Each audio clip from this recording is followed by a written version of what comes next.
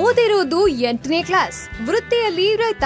ಆದ್ರೆ ತನ್ನ ಆವಿಷ್ಕಾರಗಳ ಮೂಲಕ ರೈತ ವಿಜ್ಞಾನಿ ಎಂದೇ ಖ್ಯಾತಿ ಗಳಿಸಿರುವ ಅವರು ಈಗ ತಾನೇ ಉತ್ಪಾದಿಸಿದ ವಿದ್ಯುತ್ ಅನ್ನು ಗ್ರಾಮದ ಶಾಲೆ, ದೇವಾಲಯ, ಬಡವರ ಮನೆಗಳಿಗೆ ನೀಡಿ ಊರಿಗೆ ಬೆಳಕಾಗಿದ್ದಾರೆ. ಹಾಗಾದ್ರೆ ಆ ರೈತ ವಿಜ್ಞಾನಿ ಯಾರು? ಅವರ ಸಾಧನೆ ಏನು ಹೇಳ್ತೀವಿ ಈ ಸ್ಟೋರಿ ನೋಡಿ. ಬಡವರ ಮನೆಗೆ ಬೆಳಕು ನೀಡಿದ 8ನೇ ಕ್ಲಾಸ್ ಓದಿರೋ ರೈತ ವಿಜ್ಞಾನಿ. ಯಾವ ವಿಶ್ವವಿದ್ಯಾಲಯದಲ್ಲೂ ಪದವಿ ಪಡೆದಿಲ್ಲ, ಎಲ್ಲೂ ತರಬೇತಿ ಪಡೆದವರು ಅಲ್ಲ. ಓದಿದ್ದು ಕೇವಲ 8ನೇ ತರಗತಿ, ಮಾಡುವುದು ರೈತ ವೃತ್ತಿ. ಆದ್ರೆ ಅವರ ಹೊಸ ಆವಿಷ್ಕಾರಗಳ ಮೂಲಕ ರೈತ ವಿಜ್ಞಾನಿ ಎನಿಸಿರುವ ಆ ವ್ಯಕ್ತಿ ರೋಬೋ ಮಂಜೇಗೌಡ. ಹೆಸರಲ್ಲೇ ರೋಬೋಟ್ ಇರಿಸಿಕೊಂಡಿರುವ ಇವರು ಸಾಮಾನ್ಯ ರೈತನಾದ್ರೂ ತಮ್ಮ ಆವಿಷ್ಕಾರಿ ಮನೋಭಾವದಿಂದ ಹಲವು ತಂತ್ರಜ್ಞಾನಗಳನ್ನ ಕಂಡುಹಿಡಿದಿದ್ದಾರೆ.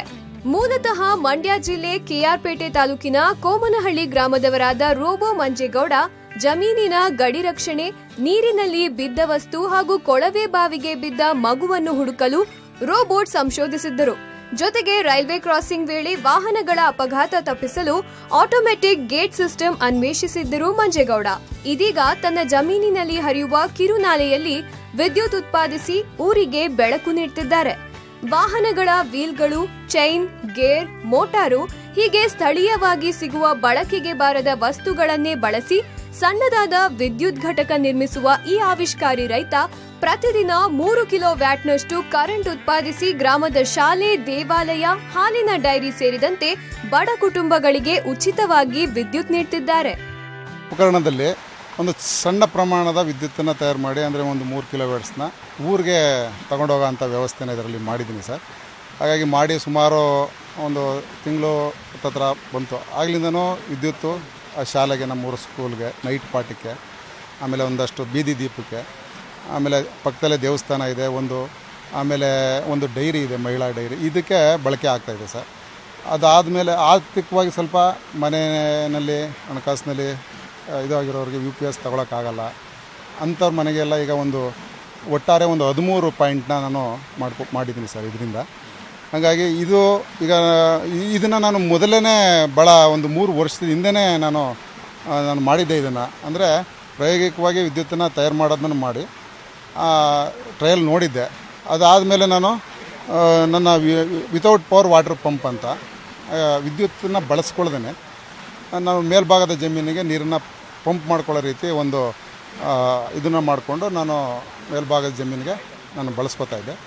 ಈಗ ಈ ಆಲೋಚನೆ ಬಂದ ನಂತರ ಒಂದಷ್ಟು ಹಣನ ಉಳಿಸಿ ಈಗ ಒಂದಷ್ಟು ಜನರ ಸೇವೆಗೆ ಮಾಡೋವಂಥದ್ದನ್ನು ಮಾಡಿದೆ ಸರ್. ಏನು ಬಳಸ್ಕೊಂಡು ಈ ಉಪಕರಣ ಮಾಡ್ತೀನಿ ಸರ್? ಇಲ್ಲಿ ಸ್ಥಳೀಯವಾಗಿ ಸಿಗುವಂಥದ್ದನ್ನೇ ಬಳಸಿದ್ದೀನಿ. ಹೆಚ್ಚು ದುಡ್ಡನ್ನ ವ್ಯಯ ಮಾಡೋದಕ್ಕೆ ನಾವು ಒಂದು ಸಾಮಾನ್ಯ ರೈತರಾಗಿರೋದ್ರಿಂದ ಹೆಚ್ಚು ಅಷ್ಟು ಹಣನ ಖರ್ಚು ಮಾಡೋದು ಕಷ್ಟ ಆಯ್ತದೆ. ಹಾಗಾಗಿ ಸ್ಥಳೀಯವಾಗಿ ಸಿಗುವಂಥ ಉಪಕರಣಗಳನ್ನೇ ಬಳಸ್ಕೊಂಡು ಈ ಒಂದು ಹಂತಕ್ಕೆ ಒಂದಷ್ಟು ಮನೆಗೆ ದೀಪ ಹತ್ತಿಸುವಂಥ ಕೆಲಸನ ಒಂದು ಸಣ್ಣ ಅಳಿಲು ಸೇವೆನ ಮಾಡಿದ್ದೀನಿ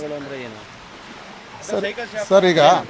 ಈಗ ನೋಡಿ, ಇಲ್ಲಿ ನಾನು ಬಳಸಿರೋದು ಇಲ್ಲಿ ಈ ಸ್ಕೂಟ್ರು ಶಾಪಲ್ಲಿ ಸಿಗೋವಂಥ ಚೈನ್ಗಳು, ಅದು ವೀಲ್ಗಳು, ಗೇರ್ಗಳು, ಆನಂತರ ಗುಜರಿನಲ್ಲಿ ಸಿಗೋವಂಥ ಒಂದಷ್ಟು ಗೇರ್ಗಳು, ಆ ಸೈಕಲ್ ನೀವು ತೋರಿಸ್ತದೆ, ಸೈಕಲ್ ವೀಲು ಈ ಥರದ್ದನ್ನೇ ಬಳಸ್ಕೊಂಡು ಹೆಚ್ಚು ಖರ್ಚಾಗದ ರೀತಿ ಮಾಡಿದ್ದೀನಿ ಸರ್. ಕತ್ತಲಾಗಿದ್ದ ಬಡವರ ಮನೆಗಳಿಗೆ ಯಾವುದೇ ಹಣ ಪಡೆಯದೆ ಮಂಜೇಗೌಡರು ಉಚಿತವಾಗಿ ಕರೆಂಟ್ ಒದಗಿಸುತ್ತಿದ್ದು, ಮಂಜೇಗೌಡರ ಸಂಶೋಧನೆಗೆ ಇಡೀ ಊರಿನ ಜನರು ಮೆಚ್ಚುಗೆ ವ್ಯಕ್ತಪಡಿಸುತ್ತಿದ್ದಾರೆ.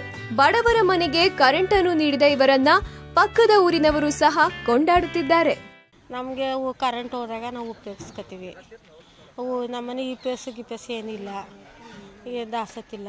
ಕೊಡ್ತೀನಿ ಅಂತ ಕೊಟ್ಟವ್ರು, ಅವ್ರು ಏನು ಹಣ ಏನು ಇಸ್ಕೊಂಡಿಲ್ಲ, ಕೊಟ್ಟ ಬಡವರು. ನಾವು ಮೊದಲು ಕರೆಂಟ್ ಹೋದಾಗ ಏನಾಗಿರ್ತಿತ್ತು ಮನೆ ಇದು ದೀಪ ಹಸ್ಕೋತಿದ್ದೋ, ಏನಾದ್ರು ತಿರ್ಗಾಕಾಯ್ತಿದ್ದಿಲ್ಲ, ಕರೆಂಟ್ ನಂಗೆ ಇರ್ತಿದ್ರೆ ಕರೆಂಟ್ ಕೊಟ್ಟವ್ರೆ. ಏನು ಅನಿಸುತ್ತೆ ನಿಮಗೆ ನಿಮ್ಮೂರವರೇ ಈ ಥರ ಮಾಡಿದಾಗ? ನಮಗೆ ಖುಷಿ ಅನಿಸ್ತದೆ. ಒಟ್ಟಾರೆ ರೋಬೋ ಮಂಜೇಗೌಡರು ವೃತ್ತಿಯಲ್ಲಿ ರೈತನಾದ್ರೂ ಆವಿಷ್ಕಾರಿ ಮನೋಭಾವನೆ ಮೂಲಕ ಜನರಿಗೆ ಸಹಾಯ ಆಗುವ ಸಂಶೋಧನೆ ನಡೆಸುತ್ತಿದ್ದು ಇತರರಿಗೂ ಮಾದರಿಯಾಗಿದ್ದಾರೆ. Digital desk, public TV.